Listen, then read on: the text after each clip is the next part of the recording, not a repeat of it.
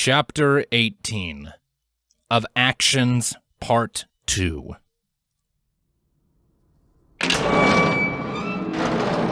The door to their cell squealed as it was pushed open, rousing Twilight from her trance.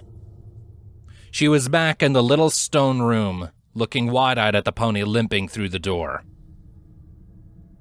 "I imagine you're hungry," Bag End said. He grimaced as he took in her mutations. She had opted not to try hiding them anymore in her attempt at honesty, and hesitated before his next words. Bread and veggies, right? No. Yes! Twilight sprung to her hooves with an eager smile, causing him to flinch back. That would be perfect! She followed him out into the hall with a cheerful bounce in her step. It was poorly lit, with only flickering bulbs strung up above them to light the way. She could see the firm metal doors of two other cells, as well as a roughshod staircase leading up to a much more clean-cut corridor. Bag End led her up the stairs stiffly. "Caught the tale you told Peony and the others."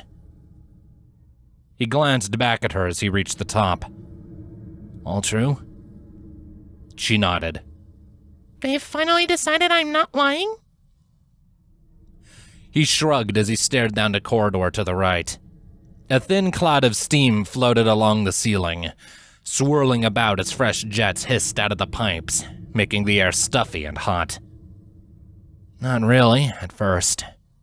They drilled on my story a bit, and Brandy pointed out that you killed a crystal spider on your own, levitated me all the way back, and teleported past our hatch, so you could probably just pop out of that little cell and kill us all whenever you wanted."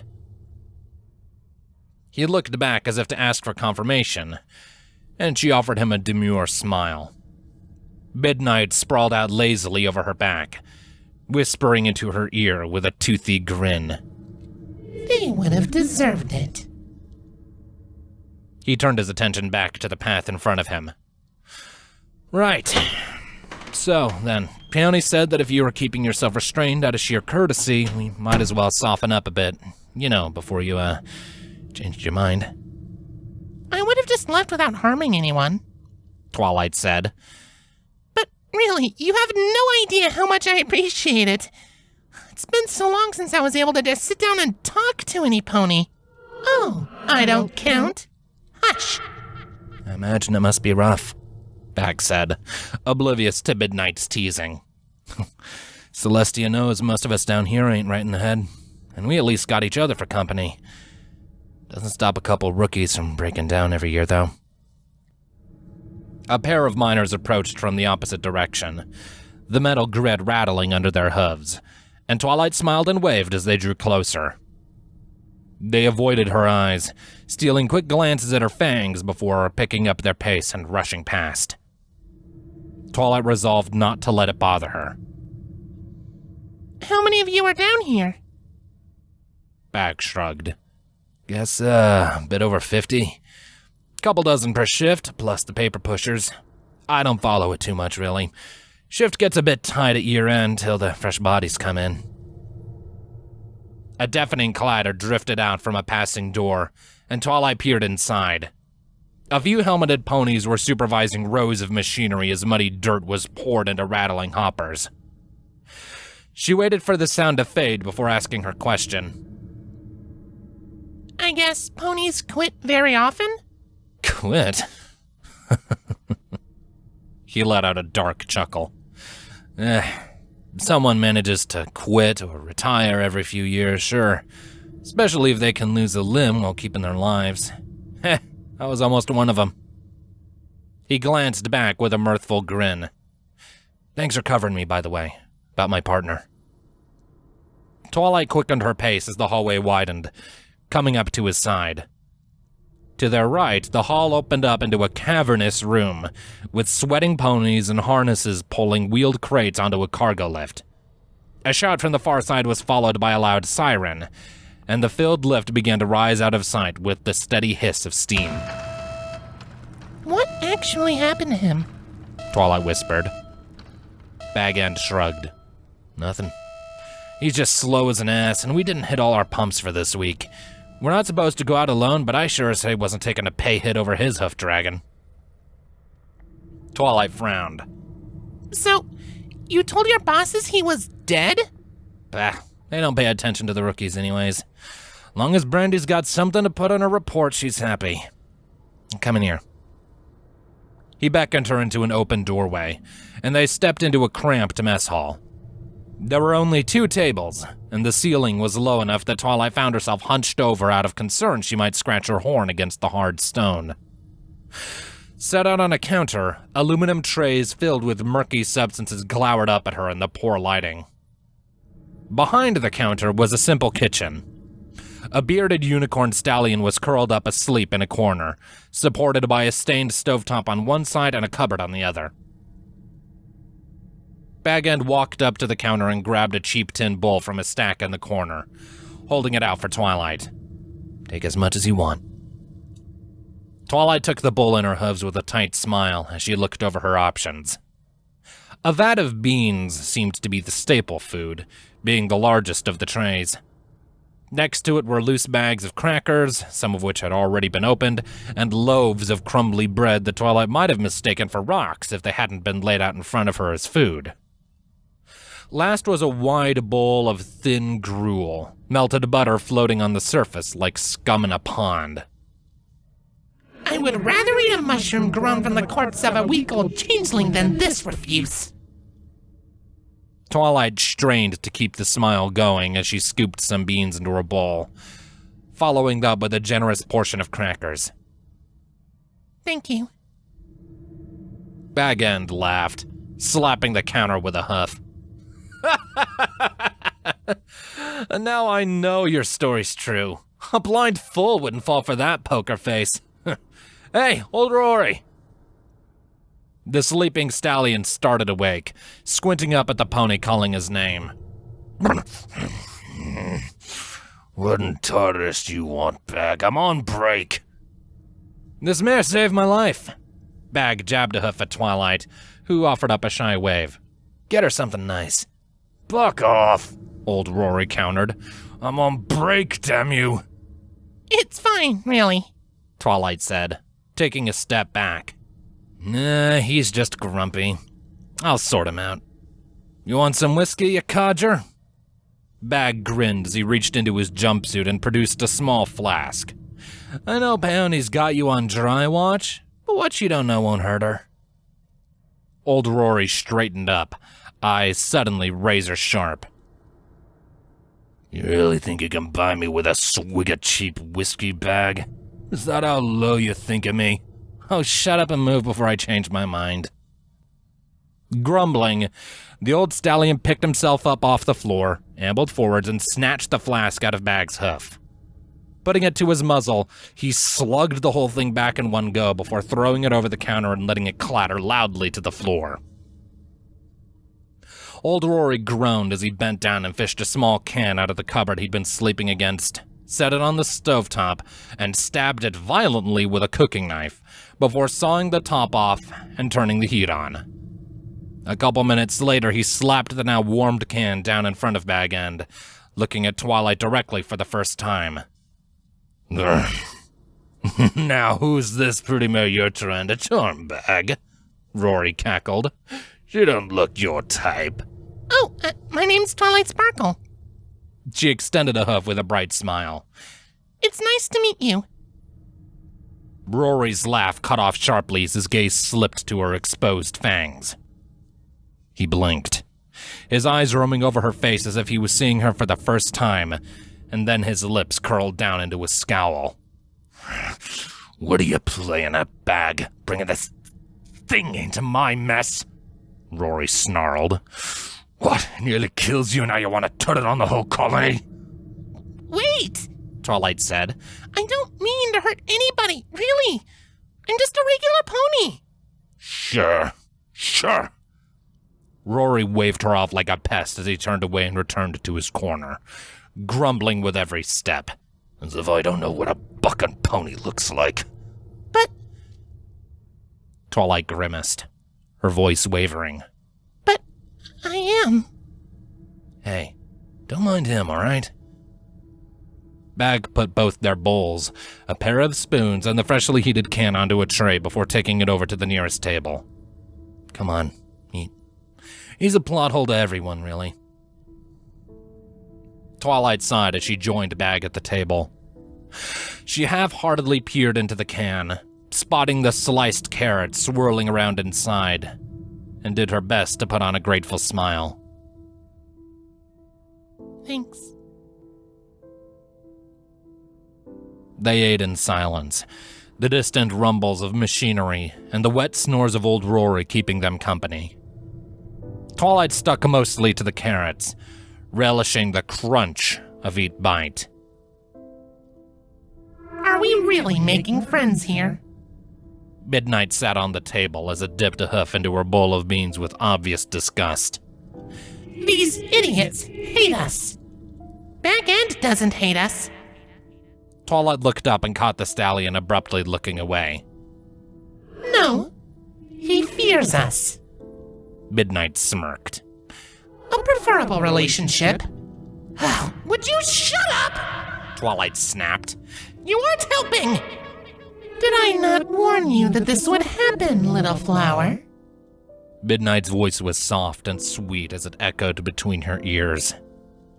It's just you and me now. But don't worry. I will never look at you like these insects do. They just need time to adjust. Twilight bit down on a carrot a little sharper than she needed to. It snapped between her fangs like the bones of a fish, but without the satisfying splash of blood. Once they see I'm just like them, they'll be nicer. But we are not just like them. Midnight lay onto its side, catching Twilight's eyes. We could wait for all of eternity, and they would never adjust. Twilight was stirred from her thoughts by the sudden arrival of 4 new ponies in the mess hall. They conversed and laughed among themselves, smiling despite the dirt smudged onto their faces and clothes, only to fall abruptly silent. She kept her gaze focused resolutely on her food, swallowing each ashen mouthful with aggressive gulps. She ignored the hushed whispers from behind her as they filled their bowls, grit her teeth at the way they sped up when they had to walk around her, and refused to acknowledge the secretive glances they threw her way as they finally sat down on the opposite side of the room, their heads pulled close together to ensure she couldn't hear. Her tail flicked against the ground. Her ears began to flatten down against her head, and her lip curled back into a snarl as the motion caused their chatter to suddenly grow more intense. Why were they acting this way? Couldn't they see that she was just a pony just like them? She could understand them being frightened, but to skirt around her and gossip among themselves like fillies in a schoolyard? Why wouldn't they just talk to her, or at least try to understand her? She squeezed her eyes shut as a shrill ringing began to echo in the back of her head and grow steadily louder. She just wanted friends. She wanted someone to look at her and not steal a nervous glance at her fangs. She wanted someone to ask if she was hungry without cringing in fear. Even her old friends from Ponyville seemed uneasy around her the last time they spoke. Her body began to shake, and a bloody tear dripped down her cheek as the ringing began to drown out her thoughts. She wanted friends. Was there no pony, not a single creature left in this accursed world that would give her companionship without treating her like a monster? The ringing stopped, and Twilight gasped as she became aware of a sudden sensation. It was almost like her ears popping after the train ride up to Canterlot, when the stuffy pressure clogging her hearing gave way, and she found herself able to hear the soft sounds that she had never noticed missing. It was barely there, lingering at the bottom of her consciousness, pulsing in tune with her heart. She looked up and saw Midnight staring back at her, its brow furrowed and its mouth hanging slightly open. What is that? She asked. Do you feel it too? Midnight blinked. I hear it. It cocked its head, one ear twitching. And something else. Twilight frowned. The rumbling of the machinery was joined by a soft shuddering of the metal underhoof, and she turned to see Bag End stiffen. The ponies at the other table soon followed suit, each of them looking to the others with wide-eyed terror. In the distance, Twilight heard the sharp, rolling crack of shattering stone, and then a mare screaming.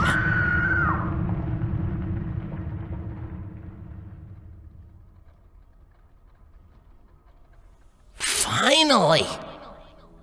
Rainbow took in a deep breath, holding it for several seconds. Through the window in the Argo's main hall, she watched the Orichalcum slowly drift farther away. Glad to see it go, huh? Applejack came up to her side. Me too. I'm glad to be back on the trail, Rainbow said. She turned to her friend with a warm grin. Can't leave Twi hanging after all. That's for sure. Getting away from that Silverblood fella's a mighty nice bonus, too. Applejack shook her head in disdain. That stallion probably paid extra for a fancy dictionary that don't have no in it. Rainbow chuckled. Garrett was kinda cool, though. Oh, yeah? Applejack arched a brow, smirking. After all that stink eye y'all gave him? I guess he didn't really deserve it. Rainbow shrugged as she turned away from the window. I'm gonna go chillax up front some. You wanna come? No, thanks, Artie. I'm plumb tuckered out after cleaning up the mess them work ponies left behind. With a yawn and a wave, Applejack turned in the opposite direction, towards the cargo hold. I'll see y'all later. Rainbow looked after the farm pony for only a few seconds before starting towards the bridge. It was a short walk, especially after the day spent aboard the massive Orichalcum, and within seconds she was stepping through a cloud of steam and looking out at the glittering ocean stretching out before her. The rising sun cast long streams of light across the water that seemed to dance and twirl with the waves, like silver streamers draped across the reflection of a clear orange sky. Sunfeather and Sea Saber leaned over the navigational table checking the charts, the latter mare looking up to meet Rainbow's eye. Saber dipped her head. Rainbow? Hey, Saber. Hey, Sunny. Rainbow stepped up to the table as Sunfeather let out a quiet grunt of greeting. How's it looking? Sunfeather looked up with a barely perceptible frown. You read charts? Well, not exactly. Rainbow offered her a sheepish grin. But we gotta be getting close by now, right? Do you have any idea how much longer it'll be? Disregarding the fact that we don't have a destination any more specific than a direction, Saber began, tracing a line across one map with a wingtip. We're less than a week away from the Gray. The Gray? Rainbow leaned over the map, following Saber's line. A trail of dots marked the path they had taken, each one labeled with a small date scribbled beside it. Wherever they were far enough north that Highton wasn't even on the map. She saw Alta Lucia far to the southeast, and a few other islands all to their south. The top of the third map, along the northern edge, was filled in with a trio of different hatchwork patterns arrayed in neat bands. Rainbow looked to the legend written along one side. Gray winter solstice, gray equinox, gray summer solstice. It's the ice sheet, Saber explained. It extends south during the winter, then recedes north in summer. It should be about here by now. She pointed to a line penciled in between the equinox and summer solstice bands. And what do we do once we get there? Rainbow asked. Unless we find Twilight, I'll leave that up to you and Applejack to decide, Saber said, looking up from the map. To my understanding, she didn't have a precise idea of where she was going, but we're to find her. You two know her best. So I'll leave our direction to you at that juncture. Oh. Rainbow frowned down at the little line on the map. It hadn't actually occurred to her until then that the frozen north was such a vague goal. Somehow, she'd always imagined that they'd just fly north and somewhere along the line they'd crossed paths with Twilight. She thought of Princess Luna slumbering peacefully in the hold, nestled among the soft cloud stuff of her room. What if we never find her? There's another thing I wanted to talk to you about, Saber said, drawing Rainbow's attention back up from the map. She paused as Sunfeather slid behind her and descended to the lower level, taking her place on the control dais. On that ship. Almost without realizing it, Rainbow found her stance straightening. Yes, ma'am? A small smile tugged at the corner of Saber's lips. It was a stressful situation for you, I'm sure. Silverblood tried to get at all of us at one point or another, but I know he went for you and Applejack the hardest. That's correct, ma'am. Rainbow grimaced as she thought back to how close she had come to losing it. I'm sorry if I didn't meet your expectations. That's not it at all, Rainbow Dash. Saber shook her head. She raised a hoof, lying it on Rainbow's shoulder. I just wanted to say that you did well. I had my concerns that you would snap under the pressure, but you've come a long way since we started your training. I heard about your spar with Garrett, too. She paused, her smile growing wider. I'm proud of you. Oh. A tentative grin crossed Rainbow's face as she looked into her mentor's eyes. Thank you, ma'am. I'm glad I didn't let you down again. Both mares looked over at a hiss of steam behind them as Star Trails stepped onto the bridge, a folder floating in her magical grip. She scanned the room quickly before spotting them, trotting up with a casual smile. Hey, you two. Everything in order, Trails? Saber asked, nodding towards the folder. Yeah, it's all clear. There's actually something I noticed that I thought you might want to know. Trails brought the folder down on the navigation table, folding it open and pointing at the paper on top of the stack. A column of numbers was written down the right side of the page in a neat, flowing script, carefully lined up with brief descriptions of charges on the left side. So, this is from the paperwork for our repair job, right?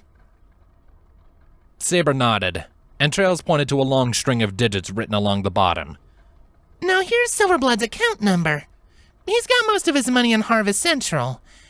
And here... She pulled a rolled-up paper out of her uniform, splaying it out next to the receipt and straightening it out with a hoof. Is a bounty sheet we picked up last time we were in Highton. A chill ran down Rainbow's spine as she looked at the bounty. Her own face stared impassively back at her, disconcerting in how lifelike it was. The Rainbow Dash in the picture was almost unrecognizable to her, still having both her eyes and lacking the scars over her muzzle. The tip of Trails' hoof was pointing to a long string of digits written along the bottom. Wait a sec. Rainbow frowned, her eye darting between the two sheets. They're the same. Yep. Trails nodded. I noticed it as I was about to file this receipt away. Whoever put this bounty out on you, Rainbow, they were offering payment from Silverblood's bank account.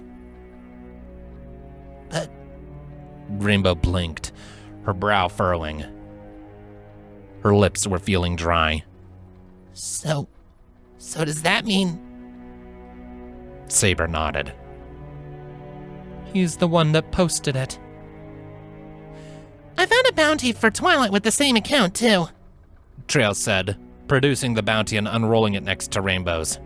I checked the sheets we picked up for the rest of your friends, but none of them matched. Brightest luck of the draw, really. Trails shrugged as she stepped back. Rainbow sat heavily against the floor as she looked between the papers. She was having trouble speaking above a whisper. So that pony, He put a bounty on me and my friends. Yeah, looks like it. Trails grinned. Kinda crazy, huh? I remember the first time I saw the bounty my old fleet put on me. I keep the sheep pen in my room, actually. I got a little collection. Rainbow barely heard her.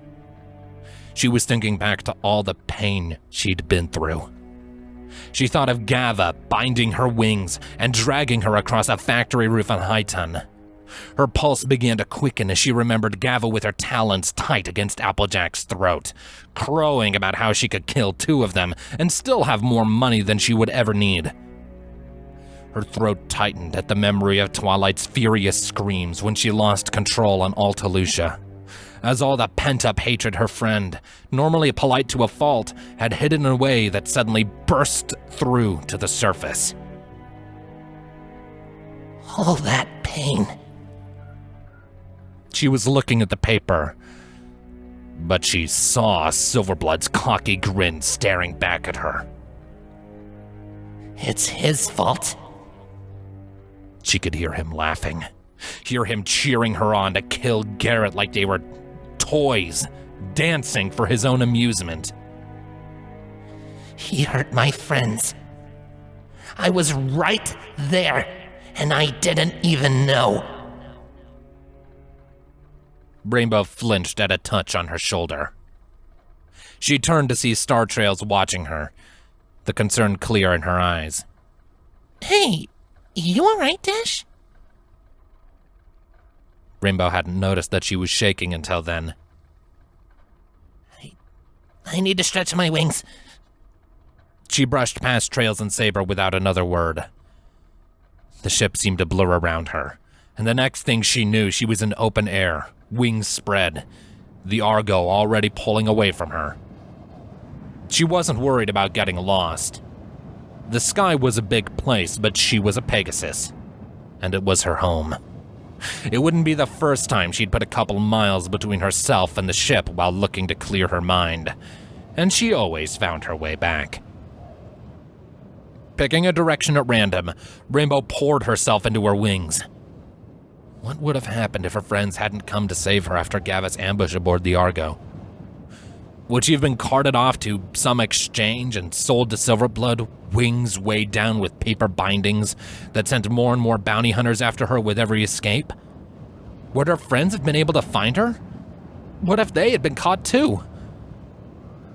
What if she never saw them again until decades later, when she had grown so tired that she didn't even care anymore? The wind roared in her ears and tugged at her mane, matching the maelstrom in her mind. Why was she still thinking? She grit her teeth and pumped her muscles, trying to outrace her thoughts. It wasn't fair. All she and her friends wanted to do was help, or at the very least be left alone. Why did fate keep toying with them like this? Why did it seem like everywhere they went, there was someone getting in their way, trying to trick them or trap them? Why did she have to lose her eye? Why couldn't she have died when the floods came? For the world to forget her under the waves, like it did with her parents. With the Wonderbolts. With Scootaloo. If she flew fast enough, the tears would dry before they left her eyes. Her eyes and wings burned, and she welcomed that fire. She didn't know how much time passed before she finally stopped to catch her breath. She came to a stop with a shuddering gasp, her breath fogging out before her at the crisp altitude. She twirled in a lazy circle, greeted by the empty horizon.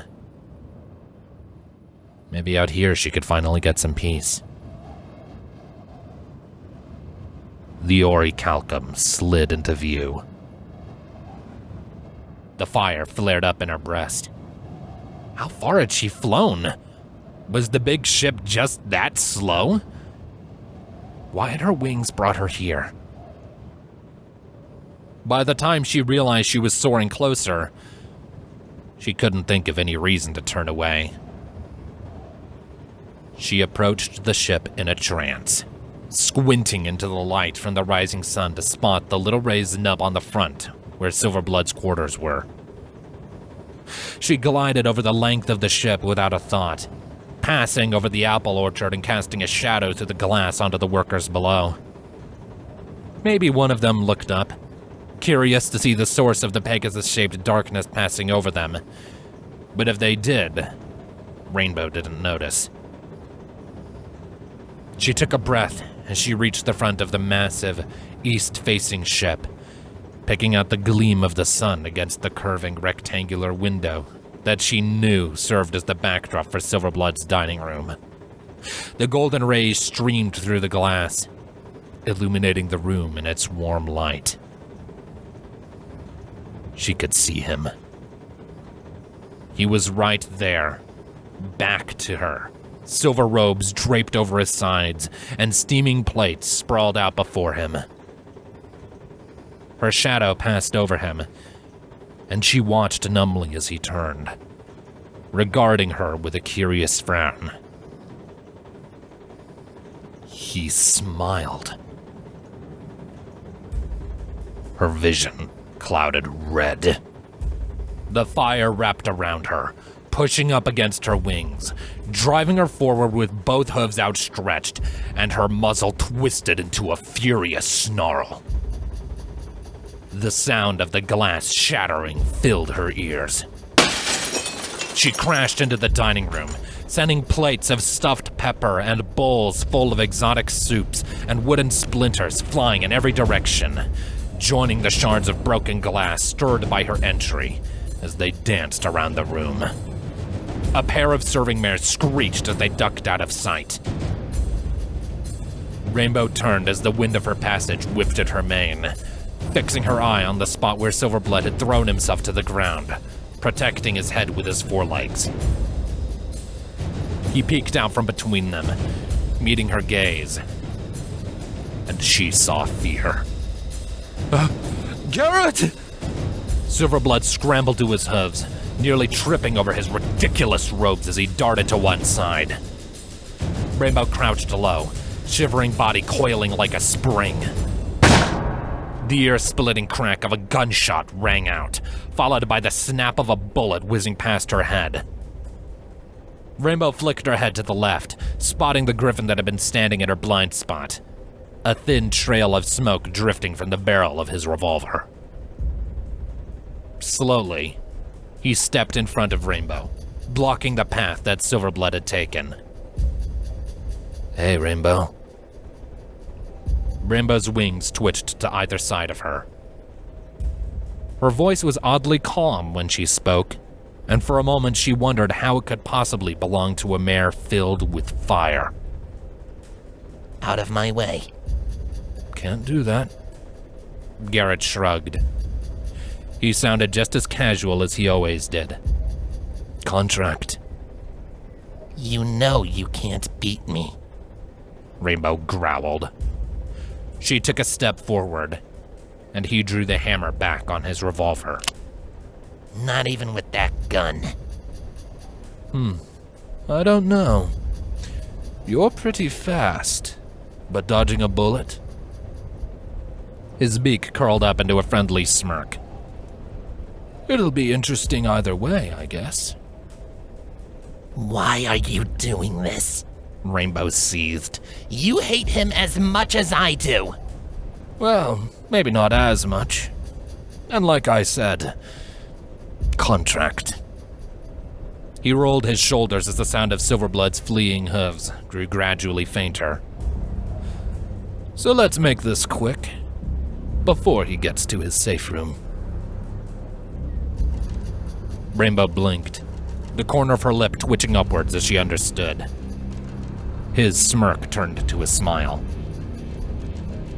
The report of his revolver rang in her ears as her hooves left the ground, but she had already crossed the distance. He grunted, gun flying from his claws as she threw him to his back. He rolled with the blow, using his wings to bounce back upright and slid into a low stance. Loose cutlery and glass twinkled like stars in the sunlight, as the wind from Rainbow's wings cast him into a swirling vortex. He lashed out, but he could never hope to touch her. She was past his guard, spinning through the air to deliver a two-legged buck to his side that connected with a wet crunch. A strangled scream escaped him as he fell to the ground, one shivering talon held tight over his side where she'd kicked him. He looked up at her with a haggard grin, sucking in ragged breaths. No blood yet. A jet of dark blood spewed from his beak, staining the rug beneath.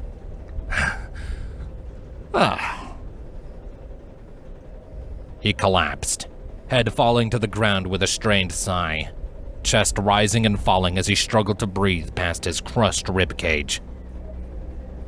Rainbow didn't have time to wait and see if he would live. With a single flap of her wings, she rocketed down the corridor after Silverblood. Flaring them out to slow herself as she reached a corner, she kicked off the wall and propelled herself towards his fleeing form. Sassy! His voice broke as he screamed for help. At the end of the hall, the pink-coated Sassy stood next to the elevator that led up to his safe room, her eyes wide in shock. Sassy! Rainbow crashed into him with all four hooves, grinding his face into the plush carpet as he skidded to a stop. Why? He yelped as she bodily rolled him onto his back, snarling down into his face. Why? It's business! It's business! He raised his forelegs in a vain attempt to shield himself, and with a frustrated scream, Rainbow smacked them away. Please, it wasn't personal! Fuck you, it's not personal! Rainbow raised a hoof and kicked him in the gut, causing him to double over in pain. You've ruined my life! You've ruined my friends' lives! Tears were streaming down her cheeks as she delivered another kick with every sentence, pouring every ounce of her pain into each one. No, please! What gives you the right? She stomped on one of his forelegs, and he wailed as the bone twisted and gave way. You think you can treat other ponies this way? You're everything I hate about this world! I hate you! Please. Silverblood groaned as he tried to drag himself away. Mercy. Why? She stomped a hoof down on the space next to his head, causing him to flinch away. Answer me! Why are you like this?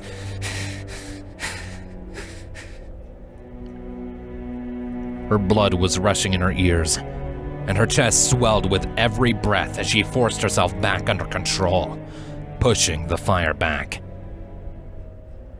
After several seconds of whimpering, Silverblood risked meeting her glare.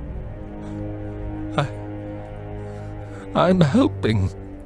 Helping? She seethed. How is anything you do helping? It's guidance. Silverblood gulped as he turned to face her fully, the confidence coming back to his voice as he spoke. These ponies, they don't know what's best for them, you see? They don't know how to save or how to invest, how to make wealth grow. He offered up a weak smile, and with some satisfaction, Rainbow noticed one of his teeth missing. I house them, feed them, educate them. Everything they have because of me. And you think that means you can just own ponies? Rainbow spat. What right do you have to put a bounty on my friends? To try and force them to serve you? His smile grew firmer, and he let his hooves fall so he could look her squarely in the eye. The magic belongs to all of us, Miss Dash. You can't expect me to leave the soul of Equestria in their capricious hooves. Rainbow blinked. For a brief moment, the fire abated. That's it? She asked. That is your justification for all the pain you've caused me? Ultimately, you caused the pain yourself. Silverblood grinned, wincing as she brushed against his shattered leg. I offered you a fair contract. The fire came back as a raging inferno, twisting Rainbow's muzzle up into an enraged snarl. Silverblood's grin faltered as she reared up, both hooves poised to fall on his skull. Garrett's voice echoed through her mind. Eventually, they crossed the wrong pony. Whether it be a competitor, an employee, or just some wild card passing through. At that moment, she was happy to be the wrong pony. Rainbow screamed as her hooves came down hard, and with each strike, each crunch of bone, his moans grew fainter, and the warmth of blood seeped deeper into the fur around her fetlocks, until finally, he fell still and silent.